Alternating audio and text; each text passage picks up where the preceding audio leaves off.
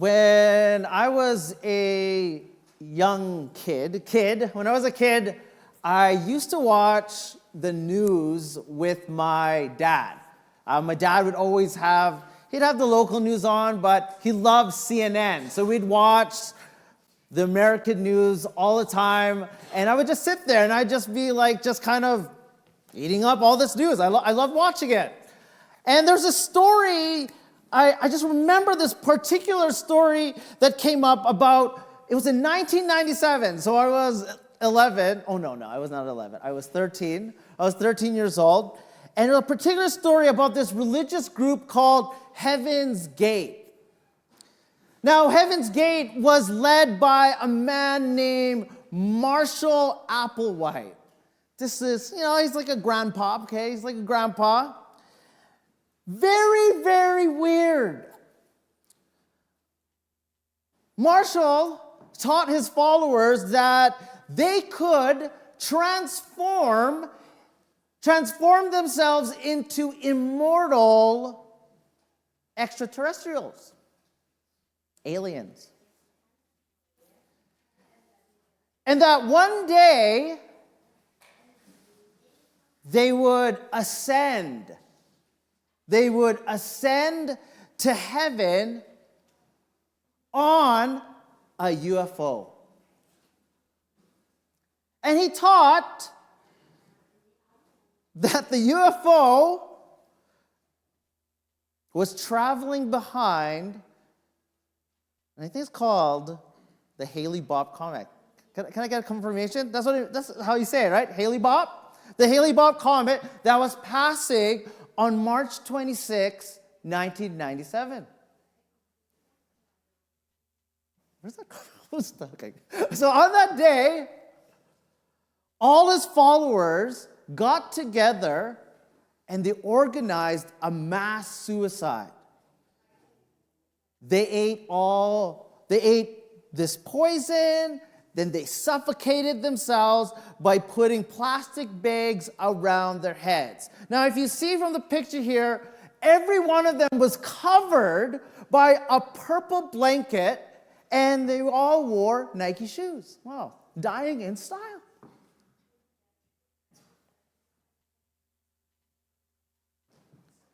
When I saw this, when I was watching this, just as a young 13-year-old boy, I couldn't believe it. I was in shock. And I was asking my dad, and I was thinking to myself, how could these people put all their hope in this leader? How could they put all their hope and trust in this leader's supposed insights, supposed teaching, when he was just leading them, as you can see, to their death? It didn't make sense to me, because there was no evidence of this UFO. He didn't say, oh, look at the comet. There it is. There's the UFO. It's right there. You can see it by satellite. He didn't say that. There was no evidence of what this guy was saying was true. Now, when you look at it, these followers have what's called blind faith. Blind faith, by definition, means faith without evidence. That many religions, many belief systems are like that. Many of them operate on a single witness who claim to have a private vision. But the problem I see when I look at it is there's no other witnesses to corroborate if that vision ever happened. But it's different. It's different with Christianity. Many of the most important events, like Jesus dying on the cross, the public empty tomb, the miracles, are all very public. Because the Bible rejects blind faith. It rejects it. It doesn't like it. I think it actually invites skepticism. It invites you to be skeptical. It invites you to ask good questions, to dig deep into the evidence. So we do need faith. But it's different from what a lot of people think. So my question today is, what does excellent faith look like? What does it look like? So what I'm going to do today, I'm going to try to show you that excellent faith is bold with the big idea and diligent with the details. And that's what we learned from our story today. And it's from a story from an unlikely hero. Her name was Rahab, and she was a prostitute. So let's read the first half of our Bible story today. It's from Joshua chapter 2, starting at verse 1. If you remember last week, God was leading Joshua into war. Okay, so he was leading them into war. So at the beginning of this chapter, Joshua is sending a couple of spies to scout ahead. Okay, so let's read it. It's a pretty long story, so try to get into the story. Put yourselves into it. Okay, so let's read it. Okay, verse 1. Then Joshua, son of Nun, secretly sent 2 spies from Shittim.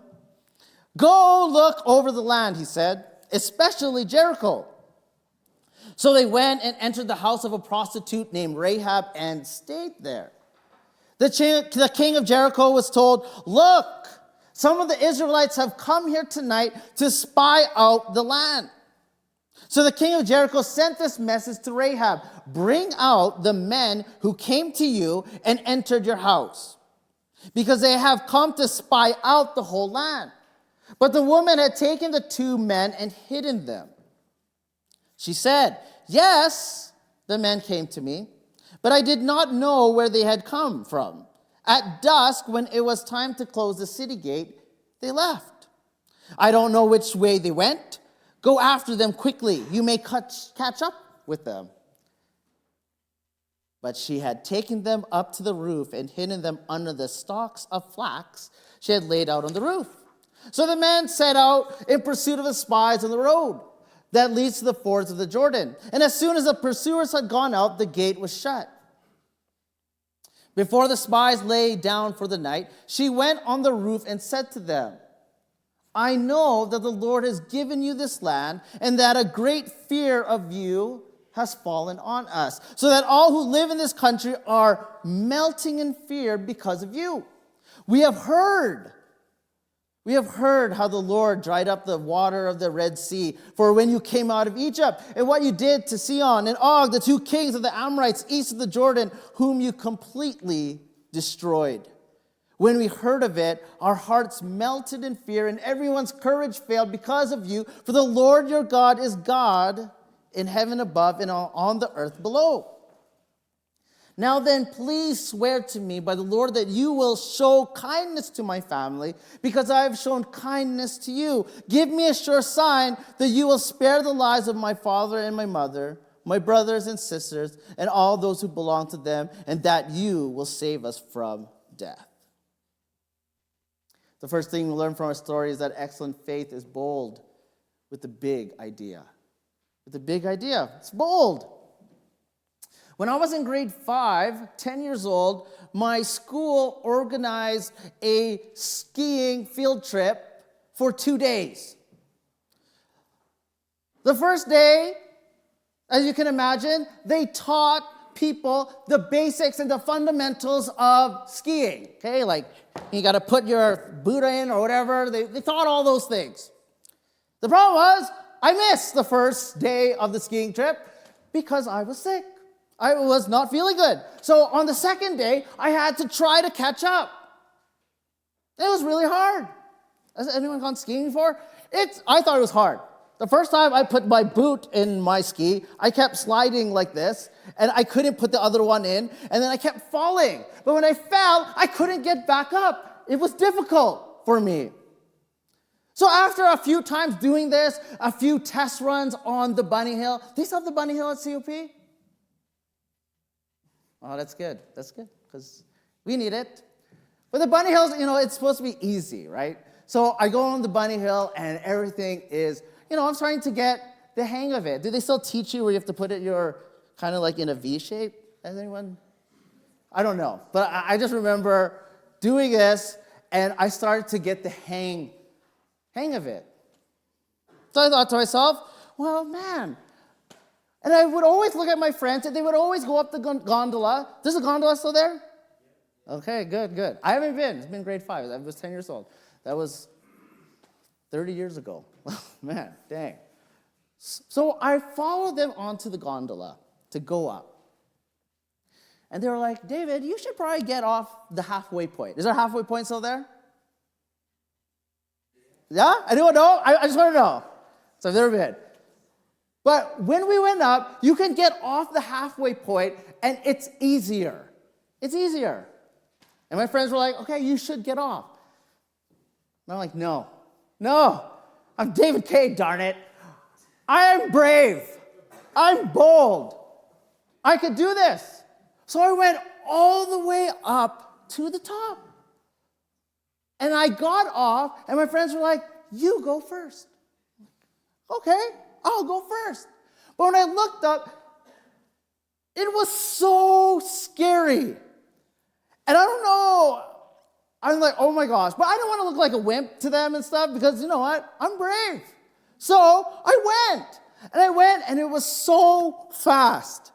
If you compare it to the bunny hill, it was, I just couldn't take it. So I was going down, and I was so scared that I thought to myself, the best thing to do is just to fall. Just to fall. So I fell.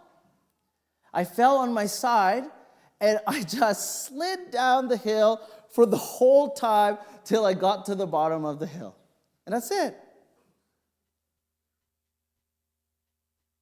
And when I thought to myself, I'm like, in the end, this was a terrible, terrible idea.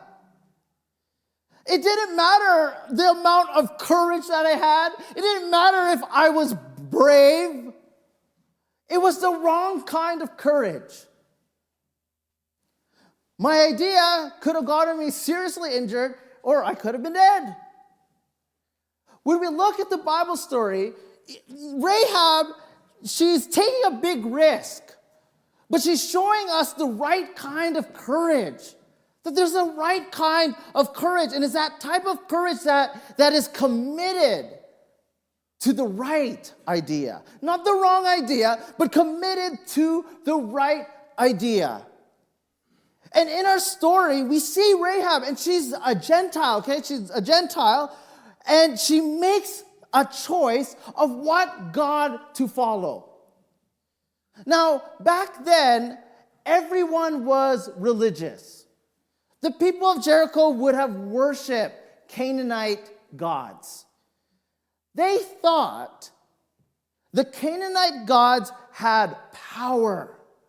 They were the most powerful ones. They had power over heaven, over earth. They could do anything. But Rahab, she thought for herself, okay? She didn't follow that crowd. She looked and she realized these Canaanite gods haven't done anything. She keeps thinking to herself and saying, I've never seen the Canaanite gods do something crazy. I've never seen it. I've never witnessed anything. Yet all these people keep following these gods.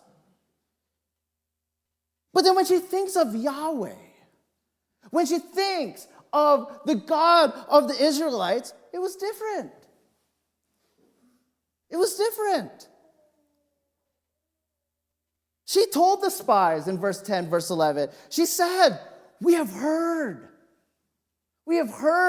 how the Lord dried up the water of the Red Sea for you when you came out of Egypt. We've heard what you did to Sihon and Og, the two kings of the Amorites, east of the Jordan, whom you've completely destroyed. When we heard of it, our hearts melted.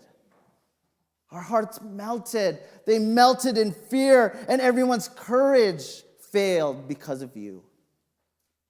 For the Lord your God is God in heaven above and on the earth below. She's talking to the spies that were eyewitnesses to these things. They saw it with their own eyes.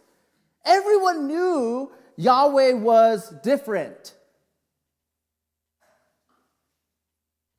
People had seen the 10 plagues. People had seen Yahweh splitting the Red Sea. Like I said, very, very public. Everyone in Jericho knew. They knew Yahweh's power, but their response was different from Rahab. Their response was totally different. They knew about it, but you know what? We're going to fight. We'll fight Yahweh. We'll take him on. The city was preparing itself to resist the God of heaven and on earth. They were going to hide. Let's hide. We're going to hide behind our city walls. It'll be okay. Our military, they can take them. We're strong enough. But Rahab knew. Rahab knew it would be completely pointless to fight against Yahweh. The only hope was to switch sides. The only hope was to stop being an enemy of Yahweh. But she was a lowly prostitute. Who would listen to her? Who would, if she's like, oh man, we should switch sides, who would listen to someone like this? And then on the other hand, would someone like Yahweh want someone like her?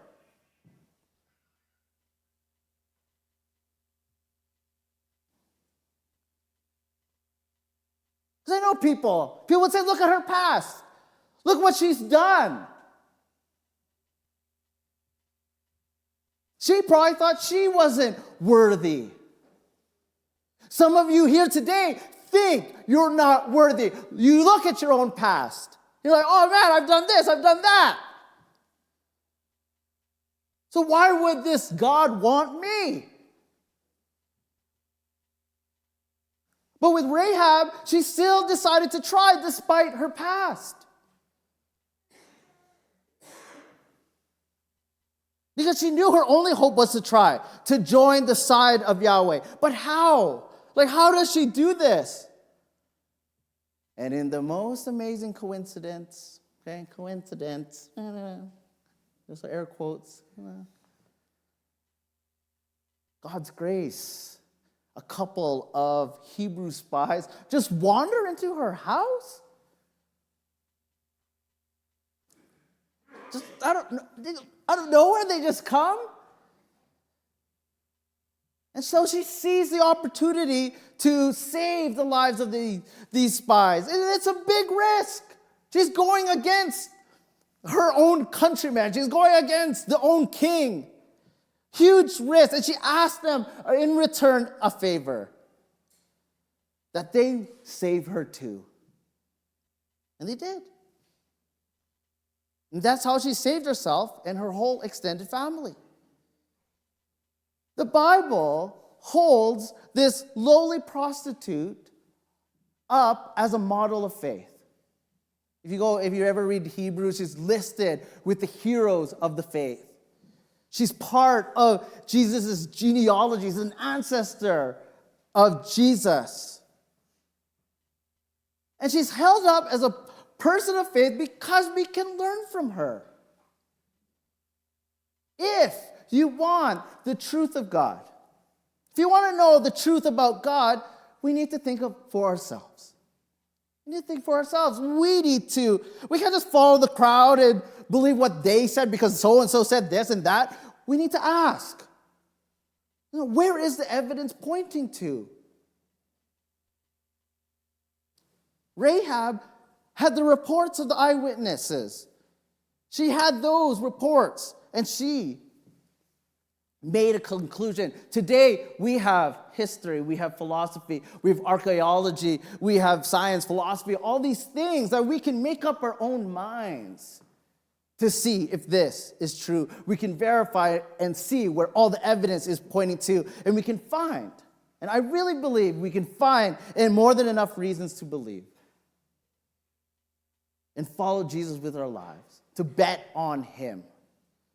And when we do follow him, I really do believe we will see that his wisdom, his ways really works for this life. Why? Because you can test it. You can verify. You can test if it's better.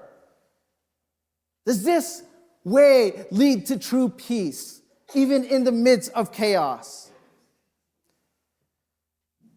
And our Bible study is a reminder of how powerful it is when one person gets the right big idea right. Gets a big idea right. And decides to commit boldly to it. To put everything she has into it. All her hope, all her trust into it. But it's not just enough to be bold with the big idea. It's also about the details.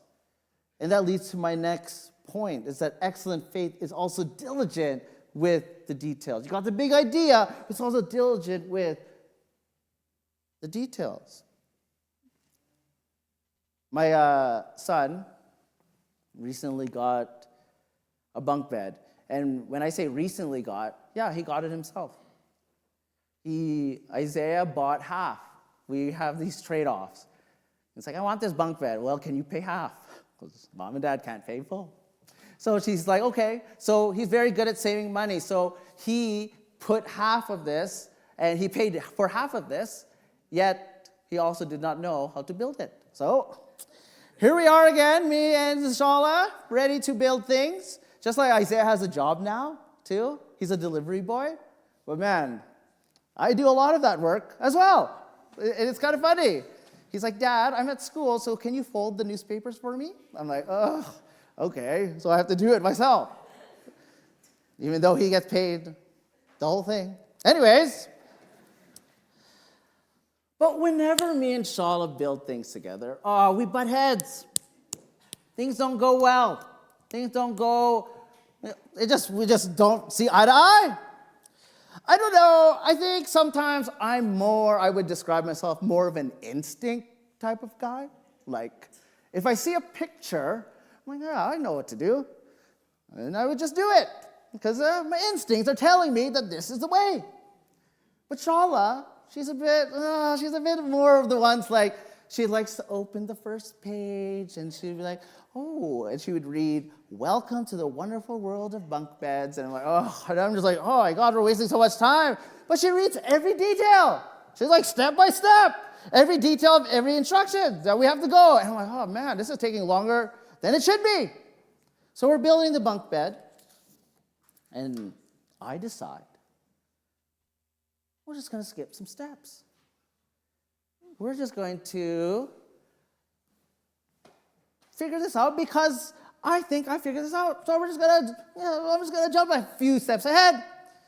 The problem was, when I skipped a few steps ahead, some of the pretty important parts, it became bad. It did not become good. It was so bad that we had to start all over again. And I was like, oh my gosh. And she was not happy. And you know, Shaw, she really lets me know when she's not happy. She calls me names. I'm just kidding. They're PG-13. It's not anything bad. Just kidding. But she was not happy. And I'm like, man, and I'm like, oh, I'm so sorry, and I'm so and she's like, you know what? If we let Isaiah on that bed and it broke and he died, it'll be all your fault. And I'm like, okay, I'm sorry.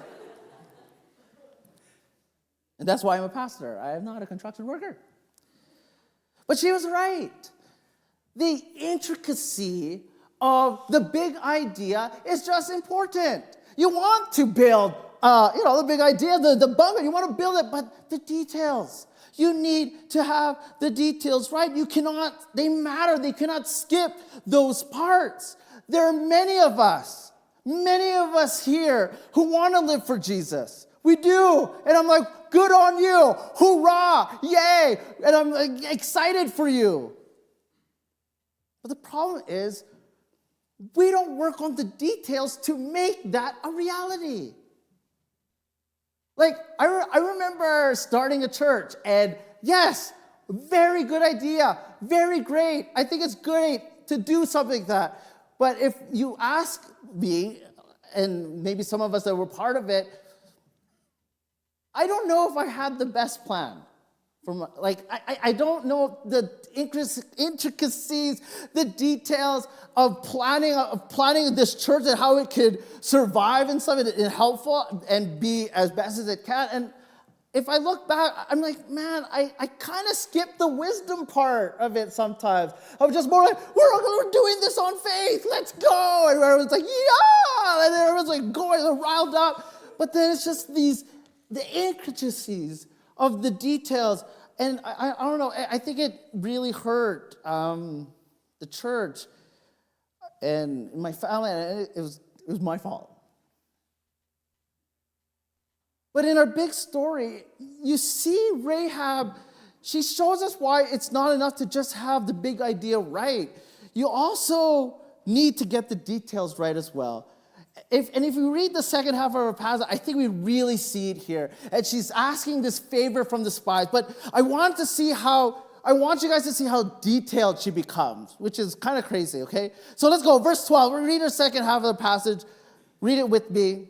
It says, now then, please swear to me with the Lord that you will show kindness to my family, because I have shown kindness to you. Give me a sure sign that you will spare the lives of my father and mother, by my brothers and sisters, and all who belong to them, and that you will save us from death.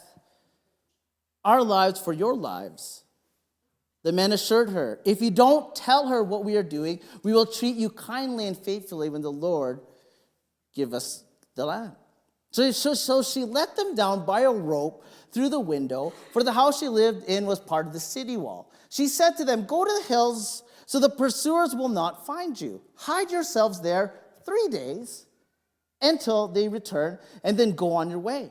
Now the men had said to her, the oath you made us swear will not be binding on us unless we enter the land. You have tied the scarlet cord in the window through which you let us down. And unless you brought your father and mother, your brothers and sisters, and all your family into your house. Agreed, she replied. Verse 21, agreed, she replied. Let it be as you say. So she sent them away, and they departed, and she tied the scarlet cord in the window. Now, I want you to notice Rahab's attention to detail, okay? It's very different. If I was to hide someone, I would just be like, hide! Like, that would be it. I don't know if I'd be like, hide here, blah, blah, we'll do this, that, and that. But Rahab was different. She told the spies where to hide and for how long. She arranged with them to bring all her family into the house, and she would have a scarlet cord in the window to mark her house. She had that so that the Israelites would all know which house belonged to Rahab. Now, when you look at this, every detail was crucial to her family's survival. She had to save the spies, or else they wouldn't be able to save her. She had to get her family into the house, mark it with a scarlet cord, hang it out the window, so that they knew that all of these details mattered. And I really believe that that's how it works for us too. We need to get the details right. Like, many of us want to share our faith with our friends. And I'm like, man, that's a great idea. It's a great idea. They want to share all these things, and, and it's such a noble idea, but a lot of Christians go into these conversations unprepared. They just go, they're all gung-ho, yeah, let's go. But then when the conversation actually happened and they have an argument back, and some of us are like, and I've been there, I'd be like, oh, I don't know what to say. And then someone gets mad, and then you're like, and that's the thing. Like, we just go into these things. There's noble ideas, but we don't have the details. We're not prepared. We have no plan. We don't think things through. The conversations turn awkward. The conversations turn unnatural. And to be fair, we don't control the outcome, because in the end, it's up to the other person. You cannot force them to follow Jesus. But there's a lot of things we can control. And it's the details, our knowledge, our tone. Our tone. You know, some Christians are like, oh, they just want to yell at people. Just calm down, calm. The timing of the conversation. You know, I think timing matters. Like if we're going to save souls, we need to be prepared in every way that we can. This goes for everything that we do. If your vocation is raising children, you know diligence matters. Details matter. There's so much things to think about. Okay?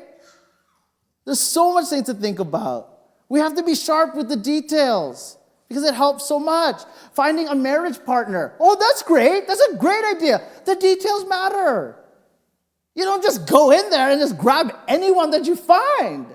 Is their character good? Do they love Jesus? Do they have, when they get mad, are they in self? Do they have self-control? Like all these things we need to be thinking about. We have to think long-term in these things. We have to go beyond, she's cute, or he's cute. Like, we got to go beyond the details. We have to go beyond the big idea with the details. So in the end, the details don't matter if your big idea is wrong. That's also true. If you're just chasing the wrong dream, or if you're just thinking about yourself, then it doesn't matter how good you are with the details. So we need both. Big idea and the details. And they mesh. Connect. Because once you get the big idea right, and you work out the details,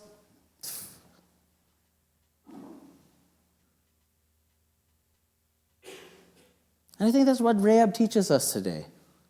That's what we can model for the people around us.